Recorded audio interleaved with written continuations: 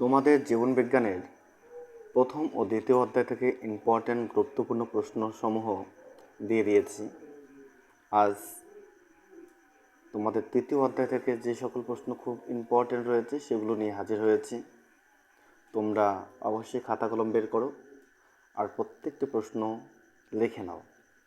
আবার বলি, আমার এই প্রশ্ন উত্তরগুলো নোটেড টু বি পয়েন্ট, একদম টু টাইপ পয়েন্ট।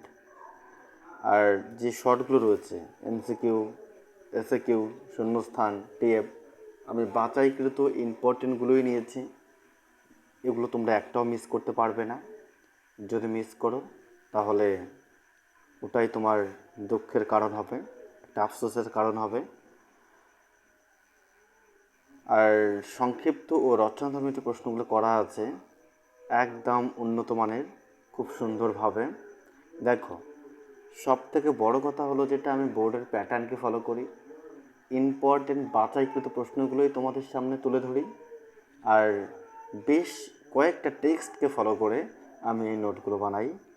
অতএব এই নোট খুব উন্নত মানের। তুমি যদি ঠিকঠাক লেখো ফুল মার্কস নিশ্চিত 100 পেয়েই যাবে। চলো দেখো, ফার্স্ট কোশ্চেন, জীবের বাহ্যিক বৈশিষ্ট্যগুলিকে ড্যাশ বলে? ফিনোটাইপ। পুরুষদের লিঙ্গকে ড্যাশ বলে? হেটেরোগ্যামেটিক। মহিলাদের লিঙ্গকে বলে হোমোগ্যামেটিক। 4 নম্বর, বংশগতি ও ড্যাশ একে অপরের পরিপূরক? বিভেদন। সবুজ বর্ণান্ধতা ড্যাশ বলে? ডিউটেরানোপিয়া। ড্যাশ রোগে রক্ততঞ্চন ব্যাহত হয়? হিমোফিলিয়া। হিমোফিলিয়া রোগের জিন ড্যাশ? এটা হলো লিঙ্গ সংযোজিত। 8 নম্বর, জিহ্বার বোলারের জন্য দায়ী জিন ড্যাশ ক্রোমোজোমে অবস্থিত? অষ্টম। মানুষের ওয়াই ক্রোমোজোমে ড্যাশ জিন থাকে? 231টি। কোনো প্রজাতির মোট জিনের সমষ্টিকে ড্যাশ বলে? জিন পুল। 11 নম্বর, ড্যাশ থ্যালাসেমিয়াকে কুলির অ্যানিমিয়া বলে? বিটা। আলফা থ্যালাসেমিয়ার জিন ড্যাশ ক্রোমোজোমে অবস্থিত? 16তম। মেন্ডেলের বংশগতি সংক্রান্ত সূত্রটি হলো ড্যাশ ও ড্যাশ পৃথক ভবন ও স্বাধীন সঞ্চারণ। 14 নম্বর, মানুষের অটোজোম বাহিত প্রচ্ছন্ন একজোড়া জিন ড্যাশ সৃষ্টি করে? সংযুক্ত কানের লতি। চলো, বিশুদ্ধ জীব সবসময় ড্যাশ হয়? হোমোজাইগাস। বহু বিকল্প ভিত্তিক প্রশ্ন। দেখো, একই জিনের বিভিন্ন রূপভেদকে বলা হয় এলিল। একজন স্বাভাবিক পুরুষ ও একজন বর্ণান্ধতা বাহক মহিলার সন্তানটা কি রূপ হবে? এটা হবে অর্ধেক পুত্র বর্ণান্ধ। বর্ণান্ধ মানুষের যে রং পৃথক করতে পারে না সেটি হলো লাল সবুজ। মেন্ডেল তার পরীক্ষার জন্য মটর গাছের কতগুলি চারিত্রিক বৈশিষ্ট্য ব্যবহার করেন? 7 জোড়া। একটি সংকর দীর্ঘ এবং একটি বিশুদ্ধ খর্ব মটর গাছের পরাগ মিলনে উৎপন্ন গাছ হলো 50% দীর্ঘ ও 50% খর্ব। নিচের কোন দুটি জিনোটাইপ মটর গাছের কুঞ্চিত হলুদ ফিনোটাইপের জন্য দায়ী তা তুমি বাছাই করো। ঘ নম্বরটি। চলো, মানুষের মুক্ত কানের লতি হলো এক প্রকার প্রকট বৈশিষ্ট্য। রোলার জীব যে অবস্থায় প্রকাশিত হয় তা হলো গ নম্বরটি হয়ে যাবে এখানে হোমোজাইগাস ও হেটারোজাইগাস। সন্ধ্যামালতি উদ্ভিদে কী ধরনের বংশগতি দেখা যায়? অসম্পূর্ণ প্রকটা। মানুষের জননকোষে ক্রোমোজোমের সংখ্যা অবশ্যই কতটা হবে? জানা থাকলে কমেন্টে লিখো, তোমাদের জন্য ছেড়ে দিলাম, দেখি কে দিতে পারো উত্তর। বংশগতির জনক বলা হয় কাকে? মেন্ডেলকে। দুটি শঙ্কর লম্বা মটর গাছের মধ্যে শঙ্করায়নের ফলে উৎপন্ন শঙ্কর মটর গাছ পাওয়া যাবে 50%। নিচের কোনটি অটোজোম জিন গঠিত রোগ? এটা হয়ে যাবে থ্যালাসেমিয়া। নিচের কোনটি প্রকট গুণ তা শনাক্ত করো? বীজপত্রের বর্ণ হলুদ। 15 নম্বর, দেখো উত্তর হয়ে যাচ্ছে এক ধরনের। এবার এক কথা প্রকাশ যে প্রশ্নগুলো রয়েছে ইম্পর্টেন্ট, দেখো আবার বলছি খাতা কলম বের করে লিখে নাও, প্রত্যেকটা প্রশ্ন ইম্পর্টেন্ট রয়েছে, গুরুত্বপূর্ণ বাছাইকৃত প্রশ্নগুলোই এখানে তোমাদের সামনে তুলে ধরছি। ক্রোমোজোমের উপর জিনের অবস্থান বিন্দুকে কি বলে? লোকাস। মানুষের একটি অটোজোম জিন ঘটিত প্রচ্ছন্ন রোগের নাম লেখো। থ্যালাসেমিয়া। ওয়াই ক্রোমোজোমে অবস্থিত জিনকে কি বলা হয়? হোলাট্রিক জিন। একটি লিঙ্গ সংযোজিত জিনের উদাহরণ হোমোফিলিয়া। মানুষের ক্ষেত্রে 44+XY কোন লিঙ্গকে সূচিত করে? পুরুষ লিঙ্গ। মানুষের একটি এক্স ক্রোমোজোম সংযোজিত প্রচ্ছন্ন জিন ঘটিত বংশগত রোগের উদাহরণ হিমোফিলিয়া। কেবলমাত্র হোমোজাইগাস অবস্থায় হেমোফিলিয়া রোগের প্রকাশ ঘটার কারণ কি? কারণ ইহা প্রচ্ছন্ন জিনের দ্বারাই হয়ে থাকে। মেন্ডেলের দ্বিসংকর জনন পরীক্ষায় এফ জনুতে প্রাপ্ত ফিনোটাইপ অনুপাত কত? 9:3:3:1।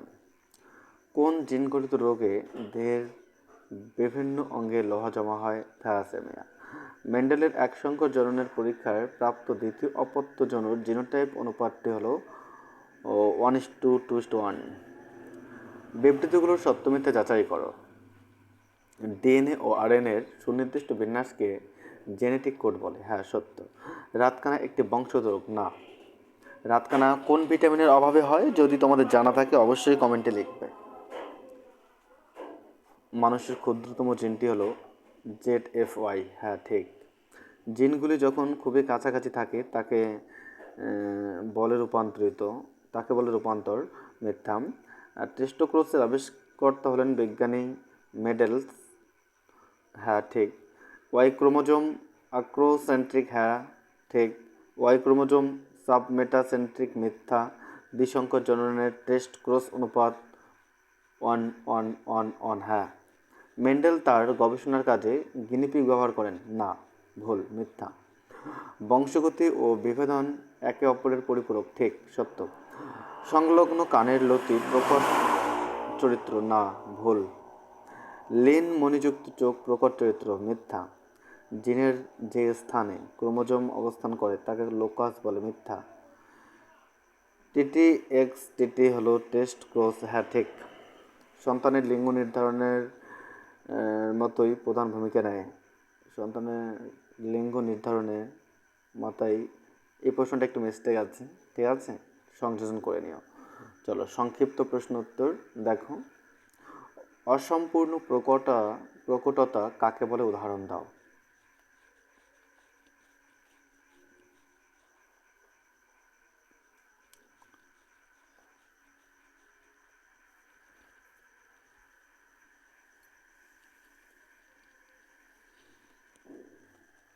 নেক্সট, প্রকরণ কাকে বলে? এর কারণ কি? পরবর্তী, প্রকট ও প্রচ্ছন্ন বৈশিষ্ট্য কাকে বলে?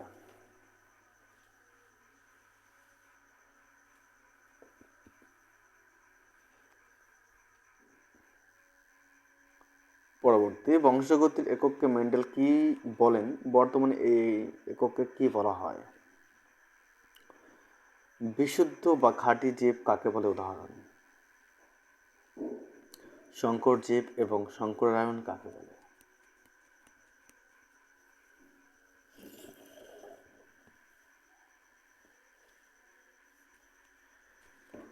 রাজকীয় হেমোফিলিয়া কাকে বলে?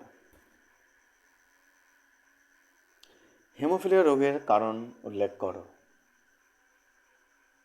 পরবর্তী 9 নম্বর, পিতামাতার বৈশিষ্ট্য অপত্য সঞ্চারিত হয় কেন?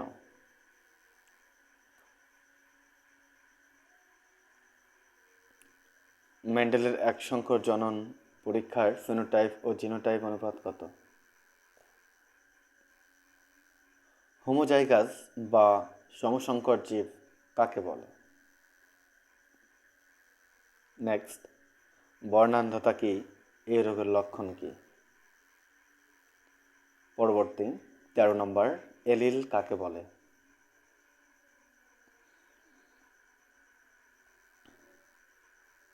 ফিনোটাইপ ও জিনোটাইপ কাকে বলে? মেন্ডেল তার পরীক্ষার জন্য মটর গাছ কেন বেছে নেন? চলো এখান থেকে আমরা রচনাধর্মী প্রশ্নগুলো দেখে নেব। মেন্ডেলের সফলতার কারণ কি? মেন্ডেল তার পরীক্ষার জন্য মটর গাছ বেছে নেন কেন? কেন ওঠেনি? প্রশ্নটা একটু টাইপিং মিস্টেক হয়ে গেছে। চলো বুঝে নিও। বংশগতিবিদ্যার জনক গ্রেগর জোহান মেন্ডেলের সাফল্যের পেছনে তার বৈজ্ঞানিক দৃষ্টিভঙ্গি এবং সঠিক উদ্ভিদ নির্বাচন উভয়ই গুরুত্বপূর্ণ ভূমিকা পালন করেছিল।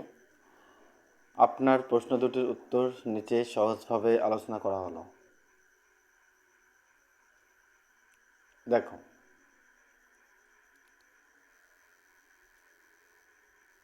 মেন্ডেলের সফলতার প্রধান কারণসমূহ।